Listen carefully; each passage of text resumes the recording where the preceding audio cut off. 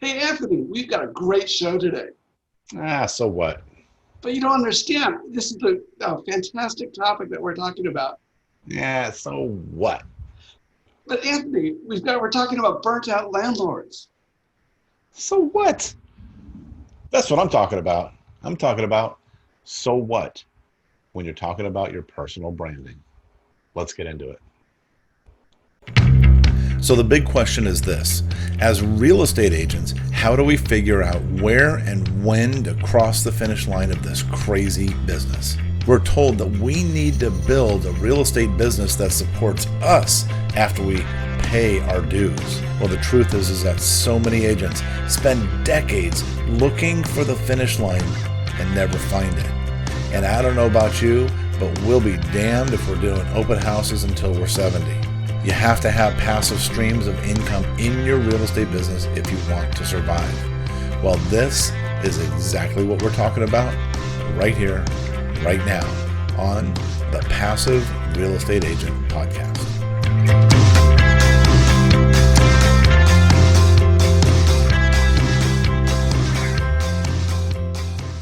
Hey, ladies and gentlemen, welcome to the Passive Real Estate Agent Podcast. I'm Anthony Nitz, and this is Matt Stewart. So what? No, I'm just kidding. Matt.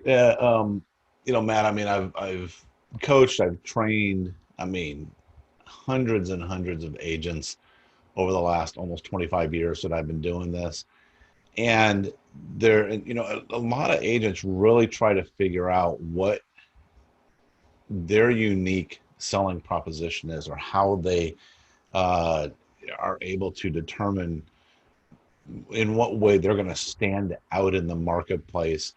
And for most agents, they don't have a clue of what they're doing. What do most agents do? They just copy somebody else, right? Right. I mean, they look at that guy and they go, well, if that guy's doing it, it must be what I'm doing. Here's the problem with that is that I'm going to give you an example. In Orange County, California, where I'm at, 36,000 plus active real estate agents. It's a lot. Of the 36,000 active real estate agents, I think when I checked last month, there was only 2,000 homes sold. Okay. Wow. So what that means is, and there's always a top percentage of people who have sold homes, right? So they sell a majority of the homes. Okay. Right. So that narrows it down even further. So of those 2,000 homes, it's probably only 1,000 of those 36,000 agents who are closing a deal this month. Okay. And so when you look at that and you go, and you look at how other agents are trying to mimic what other agents are doing, they've only got a pool of about 1,000 agents that they can pull from to really get good, valuable information. But the reality is most other agents look at the other 35,000 agents who are doing nothing, and they go, well, gosh, they're out there doing this, or they're doing that, or they're, and if they're doing that, it must be working. And the reality is if they're out there and they're sending postcards, well, shoot, I'm going to send postcards. What they don't realize is that person is burning up their life savings, sending those postcards without a proper USP or unique selling proposition or way to stand out in the marketplace, right? One of the things that we always talk about is like, you have a stream full of fish, and it's always the guy who's going against the flow is the one that gets the most attention, right? And so you got to come up with something very unique. So I'm going to do a little thing here, Matt. So, and we'll see how it works. I don't know. But so Matt, if, you're a brand new agent and you come to me and I say, hey, Matt, welcome to the ranks of agenthood, right? Mm-hmm. You're going to say, you're going to be all excited because it's new to you. And the reality is you probably saw some other bonehead who was driving around in a Mercedes in a $1,200 suit, and you're going, man, if that guy can do it, I can do it, right? But the reality is they probably over leveraged themselves before they made any sales, but whatever. And even if they're making sales, it's a very alluring prospect Sure. to be in this business. The potential for money. I mean, in Orange County, I mean, I make one sale. I mean, I make 5 sales, and I'm making, that's my annual income that I could live off of easily. Right. Not like that everywhere, but still, all I've got to do is make 5 sales. I'm good. Okay. Yeah. But you come to me, you're all excited and everything. And I go, well, great, Matt. So let me ask you a question. What is different about you? What is it that you offer your clients that they're going to, you know, say that's the guy I want to hire? And what do Well, you say? I can say I answer the phone 24 hours a day. Yeah. And I say, so what? First of all, nobody answers the phone 24 hours a day. And if you do, well, I'll say it, you're an idiot. You're answering the phone 24 hours a day. Yeah. So nobody answers the phone 24 hours a day. And I answer the phone. So what? Everybody answers the phone, right? If they don't, they're not in business. Okay. So what else, Matt, is it that you offer to potential clients that makes them want to hire Matt Stewart? I live in the neighborhood where I sell. Oh, well, so what? That doesn't mean that you're a good agent. That doesn't mean you know what you're doing. You've never sold a house before in your life. And, just because you live in a neighborhood doesn't make you that neighborhood expert either. And also, for whatever it's worth, living in a neighborhood doesn't mean that there's actual sales in the neighborhood, not enough to support your business, right? So, Matt, so what else is it that you do? What somebody says, Matt, why should we hire you? What do you tell them? I care about my You care. Oh, how sweet. So what? So what you're telling me is that you're the only person who cares about their clients in real estate, and nobody else does? You're kidding me, right? You're kidding me. And so this is kind of the process that I take people through, and they start realizing, they go, oh my gosh, yeah, that is pretty lame. The thought, or the, what am I trying to say? The message that they're trying to deliver to people. And I see it all the time on business cards and things like that. Like you said, we care about our clients. Really? So I'm just a grumpy old dude. I don't care nothing about my clients. And because of that, you should hire them. No, everybody in sales cares about all of their clients. Now, some of them, they only care about them until they get paid, but that's a whole other podcast. And so when you're trying to figure out what is your unique selling proposition, what do you do that is different, or what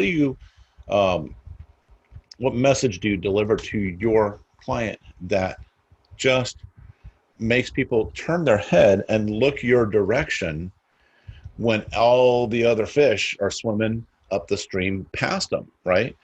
And so, for me, I'm just going to give you an example. One of my specialties is probate. And I picked probate because a couple of things. Number one, it is recession proof. And I had to learn that the hard way because I went through a major downturn and was like, oh no, all the first time buyers that I was specializing in. And yeah, let's go to that. We'll go to first time buyers real quick. So when I first started selling real estate, first time buyers like crazy, right? And they loved me. They all loved me. I took great care of them, did a really good job for them and everything. And then the market took a dump. Okay. Guess where all my first time buyers were? They were all sitting on the sideline, waiting for interest rates to come down, waiting for home prices to come down, this and that. I'm like, so, that didn't help. So this is why I picked probate, was because it's recession proof, because it doesn't matter. The market's up, down, sideways. It doesn't matter. People are dying. Okay. Also, I picked it because there's other referral sources, in this case, attorneys. Okay. So I don't have to constantly chase after one, after one, after one, after one, after one person to try and get that business. I can make a connection with 10, 20 attorneys that are consistently busy, and they'll feed me enough business, you know, to keep me in business. Yeah, Okay. because they're probate. They specialize in that type of law. Right. Exactly. And if and just thinking about it like that, if they're an attorney and people said, well, what do you do? Well, I do probate, I do civil litigation, I do contracts, I do wills and estates, I do criminal prosecution. I do, you're like, well, whatever. I don't want to deal, you're a generalist. Right. Yeah. We don't want to be a Expert general. none of them. Yeah. And so so one of the lessons that I had to learn, and we're talking a lot on this podcast about investors is a great niche to be a part of, right? And focus on. But one of the things that I had to learn was that I had to give up something before I could really be that specialist in that field. Right. Okay. And what I mean by that is, okay, I'm focused on probate, and then I get a call from a first-time buyer. Oh, I don't want to turn that down because that's a commission, right? Right. I don't want to not do the $400,000 first-time one-bedroom condo sale because I still get paid, right? Right. But what that does is it takes focus away from what I'm doing and really expanding my primary focus, and again pushes me back into that generalist area, right? So my question to you is, what is it that you do? And if you can answer the question of, or if you can respond by saying, yeah, so what? Everybody else does it. Yeah, so what? I've heard the message 1,000 times. Yeah, so what? Then you haven't found the right niche. Okay, so let's talk about a few niches that you can be part of. So again, probate. You can be a first-time buyer specialist. It's a great niche. I loved it. I actually enjoyed it quite a bit, working with all these people. Here's the good news about first-time buyers is later they sell. Yeah. So then you can get in as a first-time buyer and specialize there, and later on now you're a listing specialist. So that's cool. Luxury homes, horse properties, farms and land. There's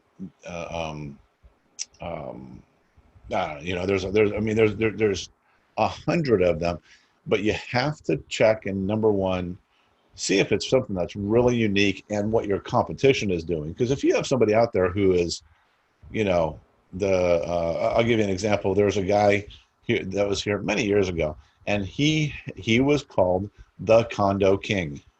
He was the Condo King. So if you went into one of the areas that he was marketing into, and somebody was standing out on the door and they're going, yeah, we're thinking about selling, and you go, well, hey, let's talk about selling. Well, no, we're calling the Condo King, right? Because that's what he does. He specializes in it. It's like a brain surgeon versus an internist, right? Mm-hmm. They specialize in it.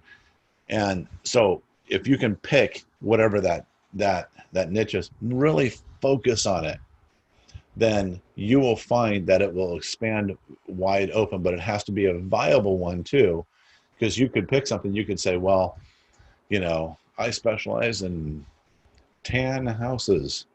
Good luck. well, depending on the neighborhood, you might have a lot of tan houses, but that's you go to Irvine, it's like, hey, I specialize in salmon colored houses, right? There you go. Yeah. So anyway, so the whole point of this is really to kind of get you to think about what is your particular category that you fit into. There's a great book you should read. It's called The 22 Immutable Laws of Marketing. And the first one is to be the first to the market, right? Well, with 36,000 agents in Orange County alone, right? And I think it's something like 1.4 million across the country or something like that. Wow. Yeah, I know, it's crazy. It's hard to be first in the market, right? Because you're not the first one who's ever said, well, let me sell probates, or let me do first time buyers. Let me do this right. But then what you can be is you can be a first in a category, right? So like, let's say it's first time buyers, but maybe it's a specific subset of first time buyers, right? So lots of different things that you can do. Go check out that book and really just give some thought to where you specialize in. But you know what? We're talking about investing here. Right. We're talking about passive income.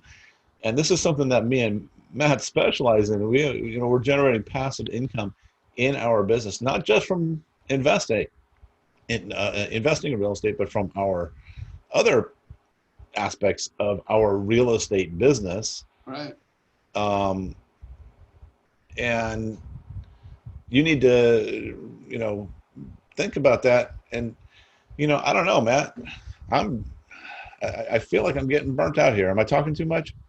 No, I mean, that's it. We want to be able to set ourselves up so that we have choices, so that if we want to take some time for ourselves, there's still the income coming in. And whether, like you said, whether it's investing in the stock market, investing in investment properties, or this other method that you were alluding to, there's definite value there, so that you can do what you want, when you want, and where you want. Yeah. Well, and the fact is, burnout is real. Yeah. And you know what? Real estate agents are not the only ones who get burnt out. No. Who else gets burnt out, Matt? Tell us. Well, landlords. What? No, say it's not so. Yeah, well, see, this is a really good way of actually generating leads. You get landlords who maybe they don't set themselves up with systems to keep their business going. They don't treat it really as a business. But so if you can find a landlord that's just through, then you might have a chance to buy that, or buy or list it, or sell it, or whatever. Yeah, so that's what I was gonna say. Why would you focus on burnout landlords? What are they? They're ready. They're just ready to. They've gotten that 15th call this month at 3:00 in the morning from a busted toilet. They've had to evict someone because they're not paying rent, and that's the second or third time in the year. Whatever it is, they're like, this isn't worth it. I'm putting too much energy into this, and the income is not worth it. It's a hassle. So they might be ready to talk about selling their property, their multifamily place, and move on. Let me ask you this. So when we think of investors, oftentimes we think of professional, or what crosses my mind is these professional real estate investors. They have this is their business. Mm-hmm. But the reality is there's a whole lot of private investors, right? I mean, go ahead. Sorry.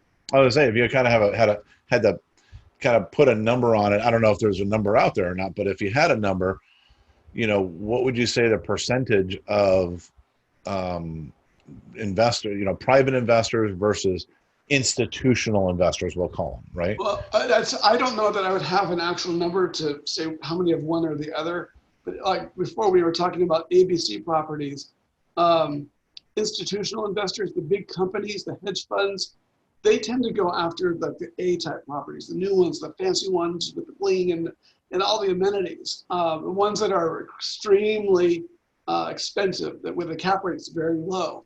But it's one of those things where you've got a lot of smaller properties, some that are a little bit older, that you get a lot of these private people that, maybe it is their business. I've seen people where it's just people buying single family homes, or maybe they've got a fourplex here, up to, I knew a lady that has 64 units. She had a fourplex here, single family home there, another duplex over there, all over town. And she was grossing, 6 figures every single month worth of income before expenses. So then she had systems, she had people in place that would help her manage her stuff. So if you have systems, even as a smaller non-institutional investor, you can actually take some of that pressure off of you and delegate the work to your team. And that's it, having a team in place. Sure, sure. Well, and to go back to the question, I would imagine that there's a whole lot of people, because I get these calls all the time. I get calls from people all the time and say, Anthony, we're thinking about buying an investment property, a duplex or triplex or something like that, or even just a single little rental unit. And they're brand new into the market. These people have never owned a rental property before in their life, but Right. what do? They watch the infomercial, or they see those endless YouTube ads, Right. promoting, you can be an investor in an hour, you know, and Watch an episode on TV about fixing and flipping, and now oh yeah, HGTV, yeah. Hey, Matt, did you know here statistically, it only takes a half an hour to completely remodel a house, Well, yeah, I would love to live in that world. right? The reality is that flip actually takes about 90 days, sometimes longer, Oh yeah, to yeah. fix everything up, and then then you got to sell it, right? Here is something that for just a little side note here, I was listening to a gentleman who is an investor. He's a professional investor, and he does RTO stuff. And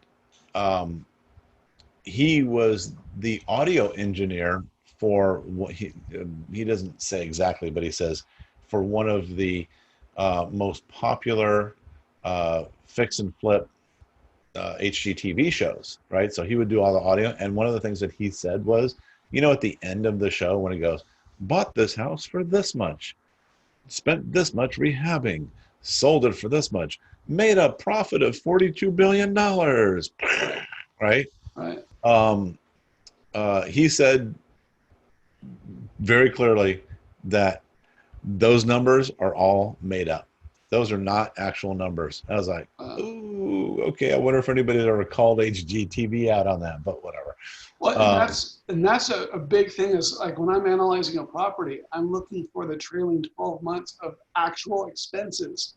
I'm not talking about fixing up stuff. I'm just looking at what are your expenses over the year? What are your vacancies? How much rent are you getting or scheduled to get?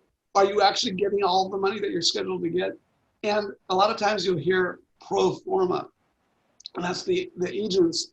This is what your property could get in the future. Well, right. In reality, is you buy based on what you're actually doing, and then you can compare it to what it's what it might be. But it's really important to get you can look at trends. But so going back to one of the things you were talking about was going after the burnt out right. landlords. Right. I mean, that's a great strategy. Yeah, how would you do that? Well, there's a couple ways you can go. There is the eviction court. So if a tenant doesn't pay the rent, the landlord can't just say get out. They have to file a 3-day notice to pay or quit. If they don't pay, then they can go to court and get a judgment against the tenant, and then the sheriff comes and removes them from the property. But so that could be a place to go where you can, if you see a landlord at that court, you can introduce yourself and saying, hey, have you ever thought about selling your property? Of course, you want to be very diplomatic because they're probably not in a good mood after all the expenses they've lost rent. They've had to hire an attorney. If they didn't fill out the 3-day notice to quit or to pay or quit, then they have to redo it, and that costs more time, more money. So you can gently talk to them and propose that idea. Sometimes going up to a landlord if you see them on the property, just chatting with them. Yeah. Well, so I love the idea because again, dealing with probate, I'm used to being in courthouses. So I love the idea of going to the courthouse and being there in the the clerk's office there where they're filing the documents and things. I know from my experience, if I was in there, every time somebody was filing a probate document, I was going, hey, you want to sell your house? They'd kick me out of the courthouse. Right. So you kind of just make yourself known. But I wonder if it's public record, and I've never looked into this, but this would be very interesting, a very interesting angle. I wonder if those filings are public. Right? That's a good question. I've never looked at that. I've never found that out myself, but because if it is, yeah, if you think if it's a public, if you're going to the courthouse, then there's a lot of public records there. I bet there's a way. And the public record would have to list the owner. Right. The public document would have to list the owner, right? Right. I mean, at worst case, even if it didn't, if all it had was the tenant's information on there for the property address, you just do a title search on that and see who the owner is. You send them a letter. Sometimes what you'll find if a property is being managed by a management company, sometimes they could be listed that way. True. But there's ways of contacting whomever, and but still, even if it's listed as a management company on the documents, assuming you can get them, you can still do a title search and find out who the owner is and send them a letter saying, hey, are you tired of getting the call that says another tenant flaked on us? Right. You know, right. You just want to put an end to it. And sometimes following up, because you may not get a response right away. So maybe having some kind of follow-up system where you contact them a couple weeks later or something of that nature. Right. Yeah. And then, now you can follow up with them. And this is a good list. I mean, obviously, as an agent, I would want to go list the property and sell it. Right. I mean, that'd be great. But that's assuming, number one, there's equity in the property, that there's, the property's in good condition, a decent area. I'm not going to go, into bad areas and stuff. The other thing to do as an investor is to go in and, yes, if there's equity, you're doing them a favor by taking it off of their hands because, they want to, get rid of this headache, right? Right. Just want to get rid of this headache. But a strategy that I love is, even if a property is upside down, as an investor, I could go over there and say, hey, let us make an arrangement where, we're going to basically take over your payments, and, I turn around and I sell that to somebody else, with a larger down payment, because maybe they don't have good credit. Maybe they don't have, they can't qualify for a commercial loan on their own, right? And so essentially, we're carrying the paper. They pay me the mortgage every month, plus they paid me a down payment. I pay the mortgage that's on the property existing, right? So it's kind of like an RTO strategy, right? But on a multiple unit property. There are some landlords or property owners that will allow you to assume the loan. Sometimes, sometimes, and I think it's a little bit different what you're talking about. But sometimes in the loan documents, a new buyer can assume, just they take over the loan, and now the seller, the owner, the old owner can just be gone. There's also seller financing. They might not want to be out of it totally, but basically they help you pay them, and they can continue to get maybe some income every month without having to worry about operating the property. There's ways of doing it that way. Well, and you're talking about them actually assuming the loan as opposed to just doing like an all-inclusive trust deed that wraps around that loan without assuming the loan from the lender. But the concern is always, hey, there's escalation clauses and things like that. But but of all the investors that I know, I've never heard anybody who's used that strategy that has had the bank call them up and go, okay, you're the new owner, you got to pay off that loan, especially after they've been making the mortgage payment for the last, year and a half. Right. They're not going to call the note. They're not going to do it. Because then they're just going to go, well, then you can have it back because their name's not even on the loan. Right. Right. So anyway, that's a whole other strategy that we can, explore one of these days coming up. So what else do we need to know about, working with burnt out landlords? Who are these people? And again, how else do we find them other than court? Is there any other way to? Well, you can drive neighborhoods. A lot of times you'll if you're familiar with your area, you'll know where the apartment communities are. And sometimes if you drive the neighborhoods, you can see the owners out there once in a while, and starting a conversation with them. That could be one way. You can bring up, hey, have you ever thought of selling? Title searches and doing mailers.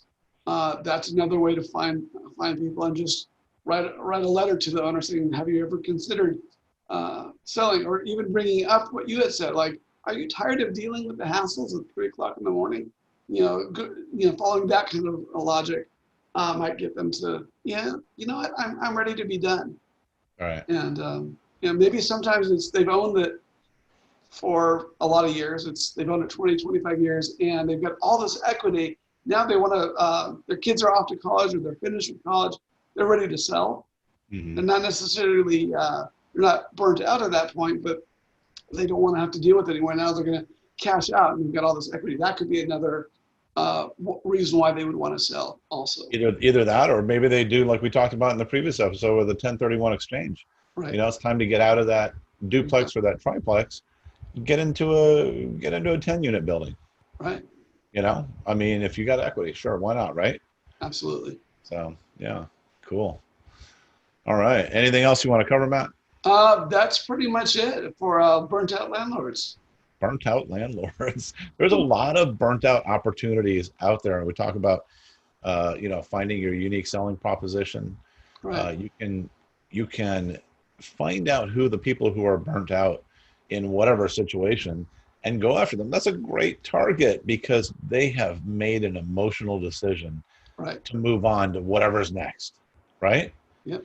And so, definitely something worth exploring if you're trying to figure out, gosh, how do I stand out in this marketplace? How do I get out there and get that business? As an agent, how do I not get burnt out because I'm grinding every single day to make that one sale just to barely get my bills paid, as opposed to making passive income in your business? Guys, we're glad that you came. Glad that you're here. We love having you listen. Give us comments, give us likes, thumbs up, whatever the thing is of the day. and just, tell us what you want to hear about, or if you have thoughts on the topic, so we can discuss it in upcoming episodes. All right. Well, if you have a question, maybe we'll share it on air here. Yeah, absolutely. Absolutely love to do it. So, all right, guys. Anything else, Matt? That's it. Thanks for tuning in, guys. All right. Thanks for listening, guys. Take care. Thanks so much for listening to the Passive Real Estate Agent Podcast. Hey, do us a favor and subscribe to us on whatever platform you're listening to us right now. Don't forget the likes and the comments. We always appreciate it. And, it really helps others to find this valuable information. Now, look, there's something that both Matt and I and several of our guests have discovered that has radically changed our real estate job into a truly passive income. And it's a little controversial, and that's why we really don't discuss it on the show. But we'd like to invite those truly entrepreneurial individuals to learn more. Just visit thepassiverealestateagent.com and join one of our upcoming webinars. You'll thank yourself later that you did. Thanks again so much for listening. Take care.